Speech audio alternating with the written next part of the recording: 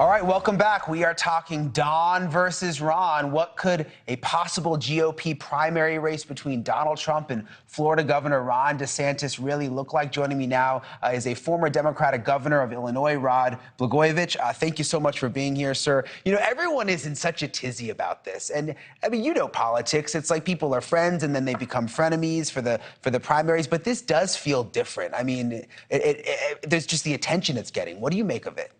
Well, I make it on a couple of levels. First of all, Governor DeSantis had a very successful night last night. He's been an effective governor, and the people of Florida rewarded him in an overwhelming way.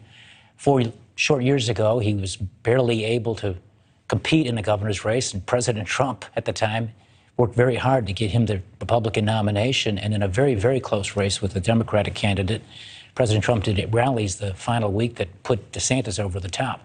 And so it's not at all unusual that in a business with politicians, there's a lot of ingratitude and a lot of disloyalty. And so President Trump, I think, is feeling that DeSantis should not think about running against him because of everything he's done for Governor DeSantis. On the other hand, Governor DeSantis is now, he is the hot political commodity. And Republicans who hate Trump, that Washington establishment, are looking for a candidate that they feel can beat President Trump in a Republican race.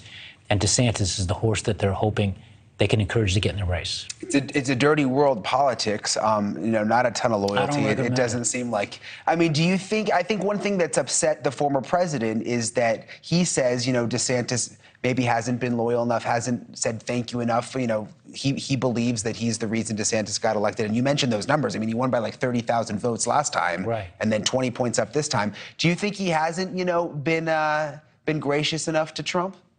I think he's like most people in politics, and that is if you serve their purposes and their interests, they'll work with you. And if they feel like you can't do anything anymore for them, they'll, you know, go somewhere else and even run against you. I think what Governor DeSantis might do if he does challenge President Trump is not unlike what a lot of people in politics do.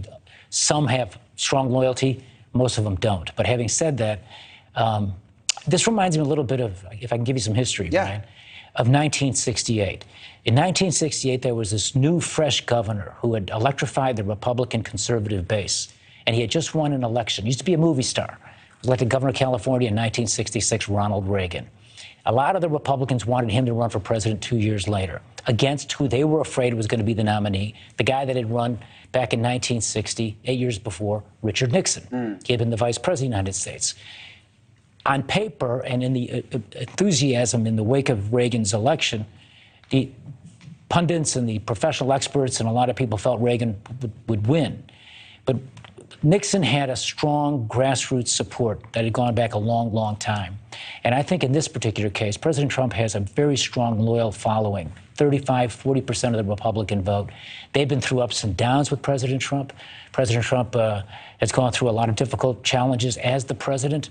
A lot of them, rightly or wrongly, believe that the election was stolen from him and from them.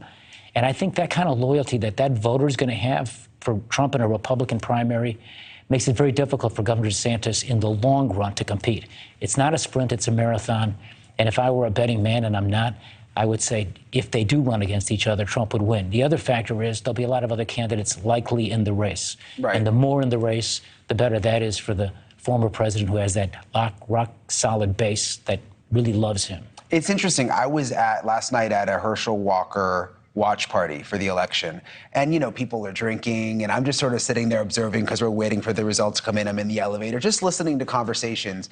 And a lot of people were upset about Trump making fun of DeSantis, the Ron DeSantimonious, saying, why did he do that right before the midterms? I'm just over it. I'm over the nicknames. I'm over it all. I know you said, you know, you believe he's got this deep level of support, but aren't there also people out there that just like a more polished person like DeSantis? I have a high regard, personal regard for Donald Trump, the person. He's done great kindness to me, something he didn't have to do, did nothing for himself, what he did for me and my family. And so my heart's for him. But there are things he does and says that make me wince. And, you know, it's his style. And I wish he would do less of that because he hurts himself.